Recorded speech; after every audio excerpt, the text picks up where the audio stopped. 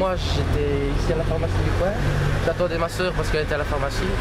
Et au moment des faits, j'étais déjà été interpellé par une voiture de police avec un homme cagoulé dedans, de la police, qui était ici à la rue et qui directement est venu dans la rue, l'a bloqué. Puis après, j'ai vu 2 fourgons de la police qui sont arrivés, qui sont déposés des hommes, je ne sais pas combien c'était, qui se sont mis jusqu'à la porte du garage blanche ici. Et qu'après, ils ont crié on y va, c'est apparemment ce que j'ai entendu. Puis après, ils ont couru et puis ils ont été dans l'appartement. Puis après, ça a commencé à tirer partout. Après, il y a eu des explosions. Ça s'est passé tellement vite. Nous nous sentons rassurés par rapport à l'efficacité des forces de l'ordre qui ont pu déjouer des attentats qui étaient, paraît-il, imminents. Et donc elles ont été efficaces et on leur rend ses gré.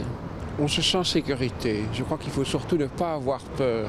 Céder à la panique, c'est faire le jeu du terrorisme. Je suis d'un pays, Pakistan, qui est plus touché du terrorisme. Il y a 70 000 morts. Qu'est-ce que vous voulez que je vous dise encore en plus?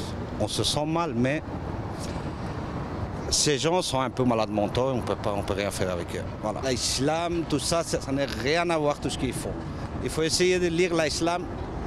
Leur problème, leur plus gros problème, moi je vous dis, peut-être même l'administration, il doit penser à ça aussi. Moi je pense que leur plus grand problème, c'est des imams. Les imams des mosquées, des différentes mosquées, qui leur apprennent à des choses extrêmes ou quoi. En vrai, c'est pas ça.